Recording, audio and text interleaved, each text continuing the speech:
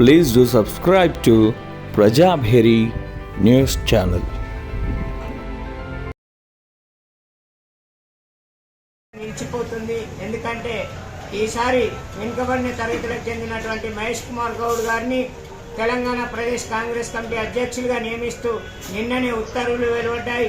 కాబట్టి వినాయక చవితి వినాయకుని ఆశీస్సులతో తెలంగాణలో ఈ పార్టీ తర్వాత అధ్యక్షుడు మహేష్ కుమార్ గౌడ్ గారు, ముఖ్యమంత్రి రేవంత్ రెడ్డి గారి సారథ్యంలో ప్రభుత్వం ముందుకు పోతుందని ఆశిస్తూ ముందుగా ఈరోజు వినాయక చవితి శుభాకాంక్షలు తెలియజేస్తున్నాం ప్రజలందరికీ కూడా.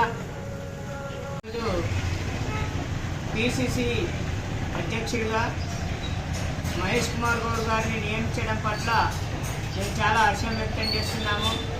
ఎందుకోసమని అంటే నిజామాబాద్ జిల్లాలో మహేష్ కుమార్ గౌడ్ గారితో నాకు సాన్నిధ్య సంబంధం ఉంది. మిత్రులు, నా స్నేహితులు, నాతో పాటు గిరిరాజ్ కాలేజీలో విద్యార్థి సంఘం ఉపాధ్యక్షులుగా, నేను ఉపాధ్యక్ష గిరిరాజ్ కళాశాల విద్యార్థి సంఘం ప్రధాన కార్యదర్శిగా ఇద్దరము స్టూడెంట్స్ యూనియన్లో విద్యార్థి సంఘంలో పనిచేసినటువంటి మిత్రులము, సహచరులము.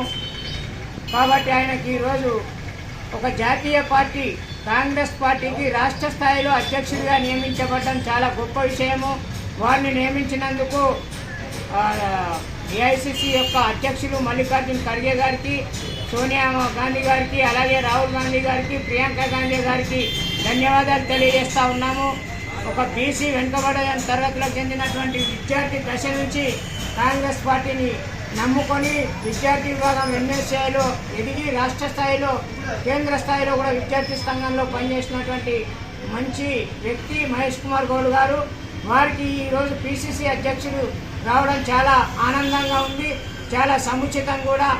ఎందుకోసమో అని అంటే ఈ రాష్ట్రంలో వెనుకబడిన తరగతులు, అన్యాయానికి గురైనటువంటి వర్గాలు, తర్వాత అణచివేయబడ్డటువంటి వర్గాల ప్రతినిధిగా ఈరోజు మహేష్ కుమార్ గౌడ్ గారు ఉన్నారని, వారు ఇంకా పనిచేస్తారని, ముందు వారి యొక్క పదవిని అవకాశంగా మలుచుకొని తెలంగాణలో ఉన్నటువంటి వెనుకబడిన కులాలని, వెనుకబడిన ప్రజలకు, హరిజన గిరిజన బడుగు బలైన వర్గాలందరికీ కూడా వారు ఎంతో ఉపయోగపడతారని తెలియజేస్తున్నాం. ముఖ్యంగా పెద్దలు ముఖ్యమంత్రి రేవంత్ రెడ్డి గారు ఈరోజు రాష్ట్రంలో చాలా బ్రహ్మాండమైనటువంటి పరిపాలన కొనసాగిస్తూ ఉన్నారు. వారు ప్రవేశపెట్టినటువంటి పథకాలు ఈరోజు ప్రజలు అనుభవిస్తూ ఉన్నారు.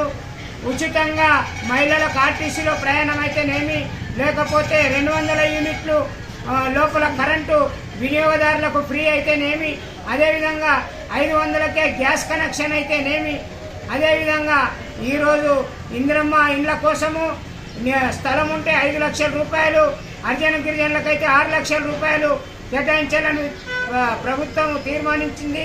అదేవిధంగా విద్యార్థుల్లో కానీ, లేకపోతే యువకుల్లో కానీ స్కిల్ డెవలప్మెంట్ యూనిట్లు కానీ, యూనివర్సిటీని కానీ, ఐటీఐని మార్చి దాన్ని స్కిల్ సెంటర్స్గా, యూనివర్సిటీగా మారుస్తూ ఈ రాష్ట్రాన్ని హైటెక్ సిటీగా, ఈ రాష్ట్రాన్ని అభివృద్ధి పదంలో నిరుద్యోగులకు ఉపాధి కల్పించే దిశగా, రైతులకు ఇయ్యాల ఏకకాలంలో రుణమాఫీ చేసినటువంటి గొప్ప వ్యక్తి ముఖ్యమంత్రి రేవంత్ రెడ్డి గారు. మరి 2 లక్షల రుణమాఫీ రైతులకు చేసి, అదేవిధంగా రైతులను ఆదుకోవడానికి అనేక సంక్షేమ పథకాలను తీసుకొచ్చి మహిళల కోసము డాక్రా సంఘాలని వారికి చేతను అందిస్తూ, వారికి కూడా చేతి నిండా పనిని కల్పిస్తూ, వారి ఖాతాల్లో కూడా గ్రూపుకు 10 లక్షల చొప్పున రివాల్వింగ్ ఫండ్ ఇవ్వాలనేటువంటి ఒక గొప్ప నిర్ణయాన్ని రేవంత్ రెడ్డి గారు ప్రభుత్వం అమలు చేస్తూ ఉన్నది. కాబట్టి ప్రభుత్వానికి మద్దతు ఇవ్వాల్సినటువంటి అవసరము తెలంగాణలో హరిజన గిరిజన వెనుకబడిన అల్పసంఖ్యాకులందరికీ కూడా ఉన్నది.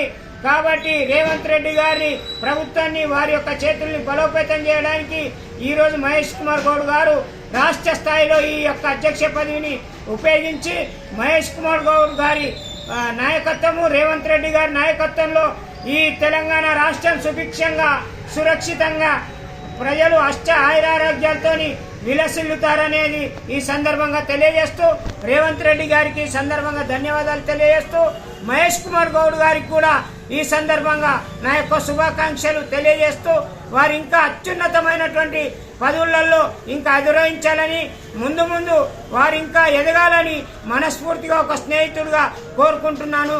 జై కాంగ్రెస్.